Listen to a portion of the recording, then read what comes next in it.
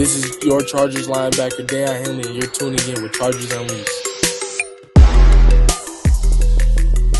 Welcome to another edition of Chargers Unleashed. Jake Hefner and Dan Wolkenstein here with you from the LAFB Network. If this is your first time tuning in to the show, make sure to hit that like and subscribe button on YouTube. You can also follow us on Facebook, Twitter, Instagram, Spotify, and Apple Podcasts. Dan Wolkenstein. Week 2. Got the Week 2 preview done earlier this week. A lot of anticipation. Chargers going on the road against the Carolina Panthers. But that was yesterday. Today, as we teased in yesterday's preview episode, for Charger fans to keep their eyes open, I always have said it. I teased it yesterday when I put out the Jurassic Park clip of Sam Neill saying that the phones are working. And when Dan Wolkenstein is the one working those phones, great things tend to happen. Dan Wolkenstein, it's time for me to shut up and it's time for you to talk about who is joining Chargers Unleashed today. I think it's time for a lot of Chargers fans to get excited. As much as you and I were excited when this man was drafted by the Los Angeles Chargers in the 3rd round, Mr. Junior Colson, kind enough to join us on Chargers Unleashed. And so looking forward to this discussion. So much to talk about. Want to discuss his relationship with Jesse Minter, Coach Harbaugh, his expectations of himself, how he's feeling, the Week 1 vibes after the win, and what to expect coming in Week 2 against Carolina. Super excited for Chargers fans to hear this one. But Jake, before we get to that, let's pay the bills. Let's talk about our friends. I want to remind everybody that BetOnline is the world's most trusted betting platform and your number one source for everything online sports betting. Right now, you can receive a 50% free bet for up to $250 for your first deposit on bet on everything from the UFC to baseball to Formula One racing. BetOnline has every stat, every matchup, and even live odds and spreads while the games are being played. When the game is over, head on over to our online casino and get in on a game of blackjack or poker or unwind with one of our 150 slot games. Head on over to the website today to get on the action. Just make sure to use that promo code BELIEVE. That's BLEAV for your 50% free bet credit on your first deposit for up to $250. BetOnline, the game starts here. Your Chargers, the middle linebacker, Junior Colson, joins us next on Chargers Unleashed. Well, we are very, very excited and very fortunate enough to have a national champion here joining Chargers Unleashed. Your Michigan Wolverines national champion, now your Los Angeles Charger middle linebacker, wearing the 2-5, Junior Colson, kind enough to join us on Chargers Unleashed. Junior, how are you? I'm doing great. How are you guys, man? Having fun? Doing good.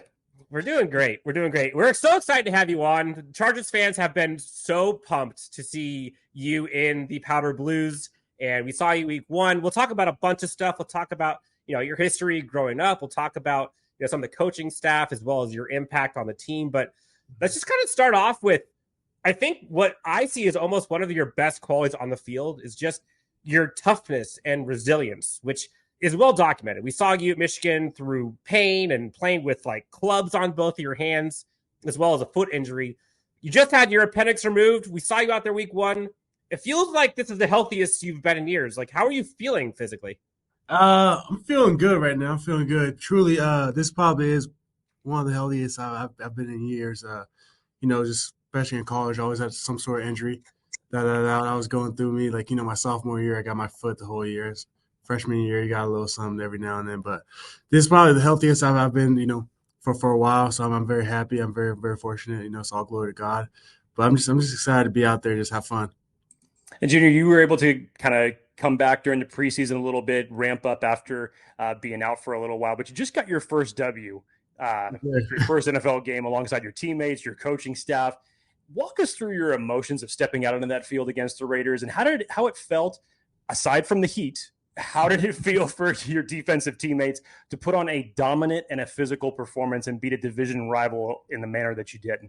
Stepping out into that field, going out there, coach is just like, it's football. It's just football. So went out there, just played ball. Everybody was like, it's going to speed of the game will change and all that stuff. It kind of just felt like as if I was playing a big time game. So that was kind of my mentality of it when you're out there. It's like, I don't think they're too fast and stuff like that. It's a big time game. But it was amazing. And then, being able to watch the defense put on that type of performance, the third down stops, those type of different things, fourth down stops that we were able to get to, especially on the second drive. It's like just dominating. I mean, I was happy we were able to just keep that up the whole game, just having a dominant type of defense, having, we have phenomenal players. We have phenomenal players, and then just being able to understand defense, understand the scheme, and then go out there and execute at a very high level. I'm not going to lie. Chargers fans are not used to seeing what they saw that game. And to see the physicality and imposing will and that medieval style football, all of the cliches that we've heard all offseason, it's been a while since we've seen something look like that. It was surprising, I think, for a lot of Chargers fans. Not surprising for you, it sounds like. No, I'm used to it.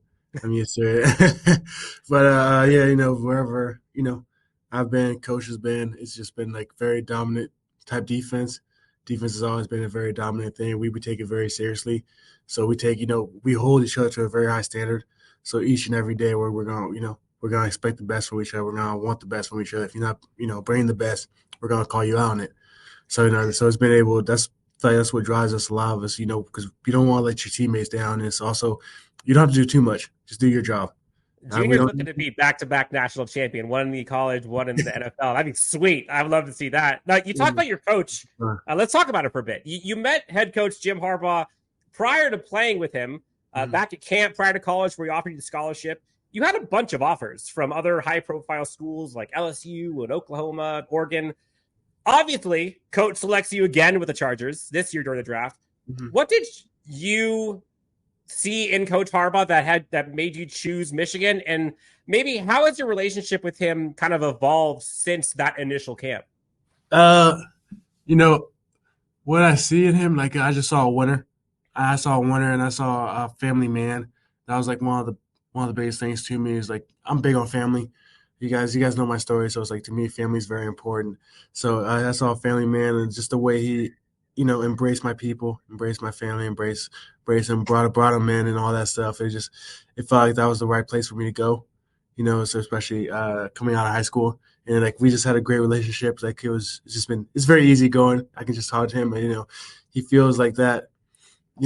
That figure that you look up to, he's one of my guys. He loves me. He's like, am I not one of you guys? He's one of my guys. But no, he's one of those guys, that I truly respect. I have a tremendous amount of respect for it. That, like, it doesn't matter what he says. I'm going to trust him because of the amount of respect I got of him. But then being able, him picking me, which is, phenomenal.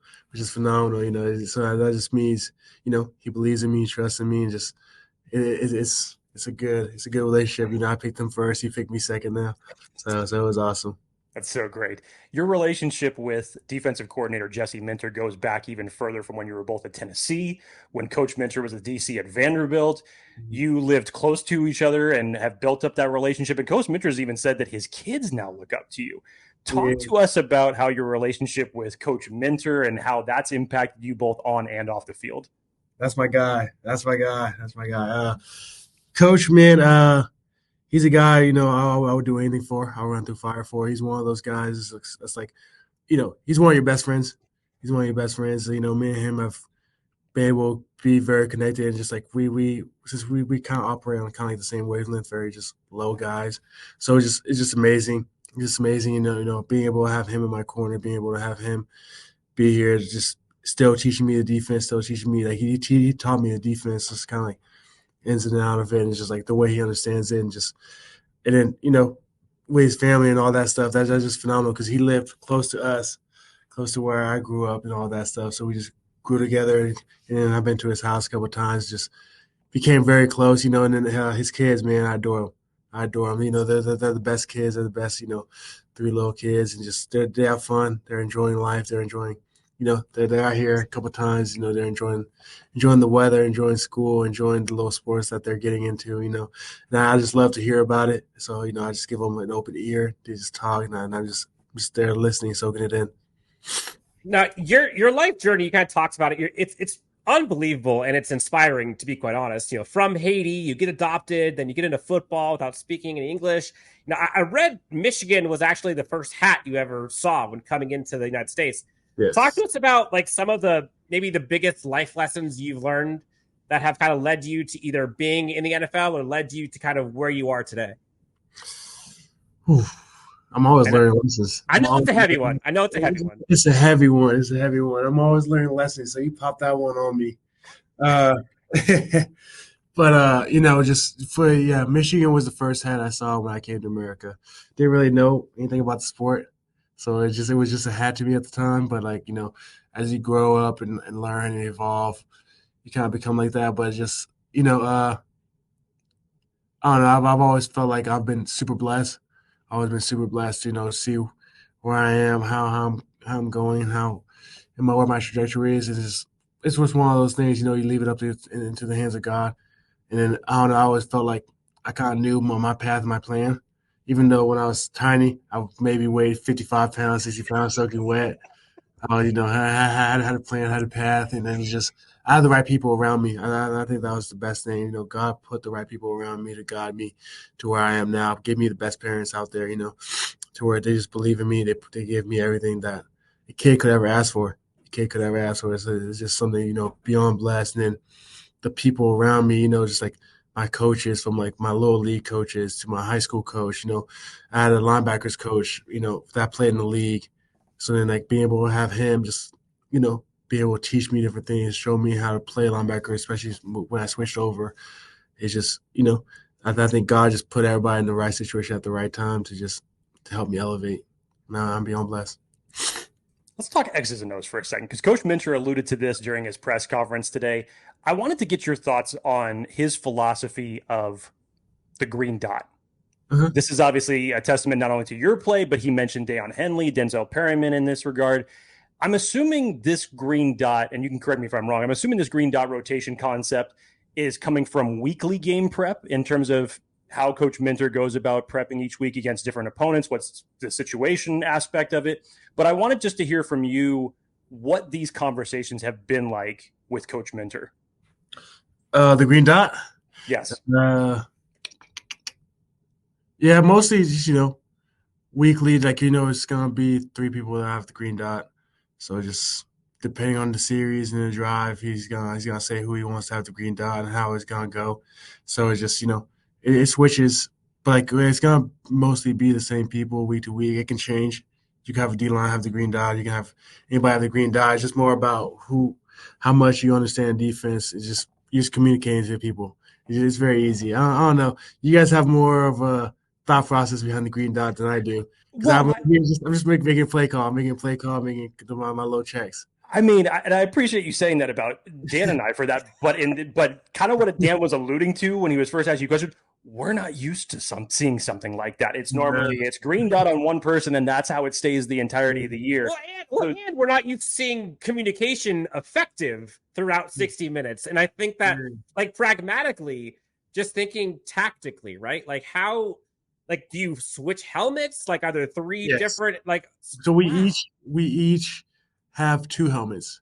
So we each have 2 helmets. When I'm up, I usually think I have the green dot. So then you switch back in helmets and stuff like that. So just whichever up, coach like, oh, I want him to have the green dot this week.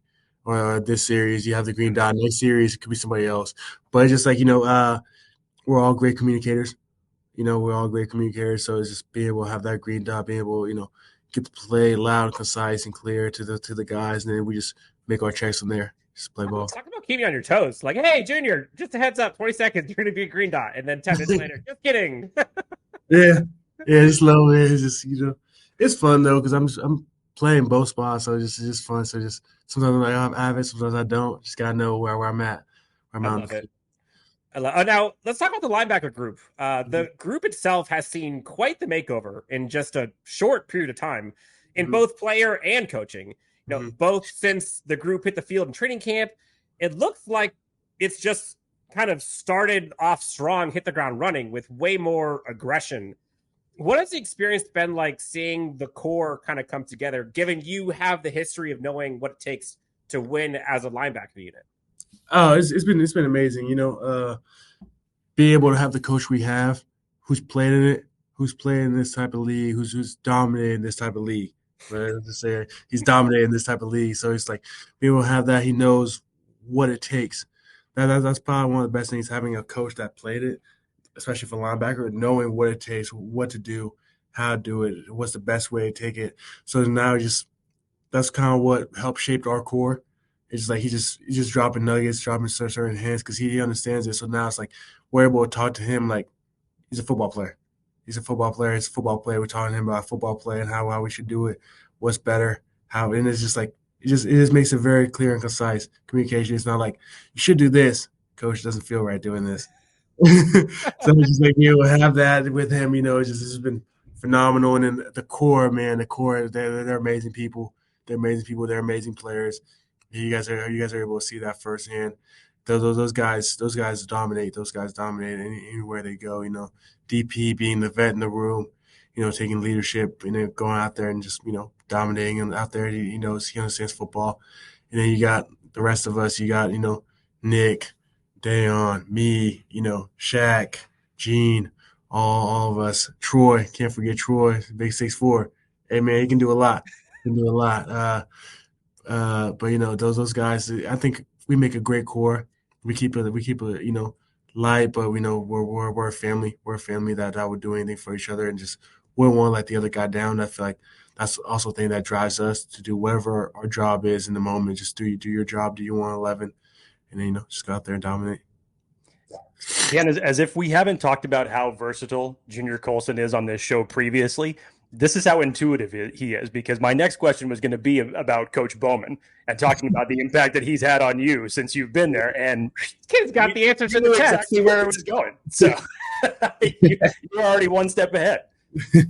I try to be a lot of times. I try to be, but Bo, man, he's been great to me. He's been phenomenal to me in the room. And then with me, I'm a guy that always has a lot of questions. I have a lot of questions I'm always going to want an answer to. So, with him, it's just been phenomenal. A lot of times he has the answers, and if he doesn't, he's going to find it and then get it back to me. And it's just phenomenal having that type of guy in the room and how he's been able to help shape my game because, I believe I'm good, But then having a guy that's good, just like, be able to help shape your game and just teach you little things, teach you, like, the bigger picture in certain things. Just now you start anticipating, I know this play. Now you start anticipating those type of things. You start especially from seeing the film, so now bringing it out to the field. I don't need to just make the tackle. I can go jump the ball. I can go do this. I can go do so many different things. Now, okay, I'm gonna put you on the spot then. What was the last question you asked Coach Bowman, and what was the reply? The last question was out practice today. We were out in the middle of practice. We were playing a fire zone. It was a toss backside. And then it was a question about my tempo, my speed. So it was like, being able to understand it. I'm the 3 player. And it was blocked down. I know I got the pressure outside of me. It was more about my tempo because I know everything's got to wind back because of how our front's moving. So that was like my big question. It wasn't really a big question. It was more I wanted to be told I was right a little bit. It was good though, just be able to talk to him about that. I was like, maybe I could speed up my tempo just a beat, or I could slow down my tempo just a beat, and just go off there and just however it goes. And it's interesting because we hear so much about Jesse Minter. We got a couple more for you. We hear so much about Jesse Minter and the defense in terms of everyone kind of connected and playing together, and everybody on a string and team defense. All of the different phrases, but hearing things like tempo where you think, all right, well, if I go too fast or slow here, it totally makes this guy's job way harder or easier. And so, again, things we're not used to hearing or seeing is that like connectedness from all 3 levels. You got to be able to understand your defense. And that's something, I pride myself in, understanding what everybody's doing, what's their job. Because to be able to play great defense, you got to understand what's the front's doing in front of you, what the back's doing in front of you, how everything fits in. So it's like if the front's moving that way, why am I going to move that way too when he's got to come back to me? But now you just keep the double team on them too long. Where now if I sit right here, he's got to come back to me. And those guys, guess what? If it's single block, I trust those guys every time. But now if you're just riding it out the whole way, now all you guys are kind of put into one pot. And then now you got to understand how does the back fit into there, the back 7 fit into there. Where did they come in? Where am I expecting them to fit? So now I'm not jumping out a gap, thinking, I got to fit this. It's like I know I have him coming up there outside of me. So now just be able to play ball, play fast, play physical, and just trusting your people. And being able to play ball, I would imagine having guys like Derwin and Joey and Khalil, it makes life a little bit easier. It makes life very easy. It makes life very easy. And when you're stacking those type of guys, you're like, I really got nothing today. Like, hey man, if something pops out, I got you. Do whatever you need to do. Oh, I love that. Now, I've been on record since you were drafted that quarterbacks aside, given your success and history with this coaching staff back in Michigan and your familiarity with the system, I've been on record as saying as you have the potential of being the most impactful selection of the entire draft, again, quarterbacks aside, by any team. But I want to ask you, like, those are my expectations, but what are your expectations of yourself this year? I have very high expectations. I kind of got put on, slow burner a little bit from there, for surgery and all that, but I have very high expectations of myself. I try not to put those stuff out there into the world, but just I have sky high expectations of myself and just going forward and just what I know I can do, and I just bring it to game day and just being my healthiest and just be able to ball out. It's been a while since I've had my hands free. Is there like it sounds like there's a UFO behind you. That's me. Behind y'all. That's me, Dan. That's me. Okay. It's Thursday. It's garbage day. All right. I got the garbage truck right out here. But thanks so much for in my life. We were just all ignoring it. Had to bring it up. Hey, you played it off really well, man. There's a UFO in the background. I was like, hey, I'm still going to answer this question. Don't worry about it. Don't worry about it. Junior, wanted to ask you, while you're obviously a veteran, you kind of alluded to this a little bit with Derwin, but while you're a veteran as it relates to the Jesse Minter defense, this still being your rookie season, new environment, new team, which of your teammates has had the best influence on you, or who have you gravitated to? Who have you found yourself spending the most time with? I kind of spend time with everybody, essentially. I wouldn't say there was one person I just I'm right next to. But I kind of spend time with everybody. Me and Derwin are close.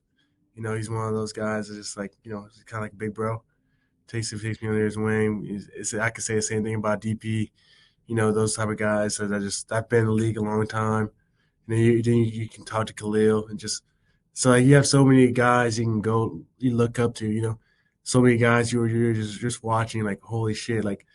Dude, man, I remember my freshman year watching Khalil Mack's tape.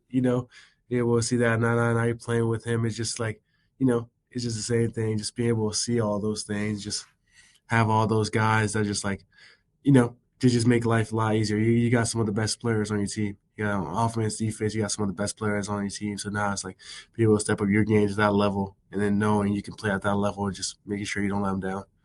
But yeah, I got a lot of guys. I don't know. I can't just name 1, 2, 3. It's there's so many guys. I'm also very quiet, so they try to bring me out my shell a lot. And the only time I talk so much is just on the field. Honestly, okay, I wouldn't know that because honestly, given this conversation, I was already thinking, he's got another career in broadcasting or doing play-by-play or something. Because clearly you see it, you play it. It's very easy for me, but I'm very quiet kid. I got one more for you. You've been fantastic, Junior. Week 2 coming up against Carolina this week. Looking to stack those bricks. 2-0, hopefully. What is it you're looking for from your team on Sunday in order to come away with a W? Man, Coach was talking about earlier today, pack the defense, pack the offense, pack the special teams. Once we go down there, bring everything you got. And then, the hay's not in the barn, so right now we still got some more film to watch. We still got some more corrections to make. You always want to make corrections because I don't think if your team has no mistakes in the game, well, in practice, you're not going to be that good. Because that means you're just expecting every play you're having, you're already expecting it. You've seen it, coach telling you that you won't have mistakes because that means you're going 100 miles an hour. You're going 100 miles an hour. You won't have mistakes, and then you can be able to correct those mistakes. But so that's the best thing. And out there, man, we just play ball. Play your type of football. Play your role and do your thing out there. Offense, defense, special teams, and then everything else will handle itself. There's just some coach tells me a lot of times. Just play your ball, and everything else. You get the opportunity to maybe win, So that's in practice, all those different things we do. It's just you're putting your best things out there so you can maybe get the opportunity to win. Doesn't mean you're guaranteed to win. You get the opportunity to win. So now we just got to go out there and, just dominate and play our best football. Looking forward to see this Chargers defense dominate. Junior, you dominated this interview. Well done, my friend. Thank you. Anything? Okay, obviously it sounds like you're staying out in Carolina for the week. I know I heard board games, Monopoly, chess. Like, what are you doing to kind of, I don't know, kill the time while you're out there? I read a lot. I'm a big reader. So I like to read a lot of books. But that's probably what I'm mostly going to be doing because a lot of those games, those boys we play, I have no clue what they are. Like, you want to play? I'm like, nah, man, I don't want to get that. I love it. I love it. Man, Junior Colson, thank you so much for joining us. Safe travels out to Carolina. Best of luck this week and the rest of the season. Can't wait to see you ball out, man. Perfect. Thank you so much. Thank you for having me, guys. Of course. Thank you.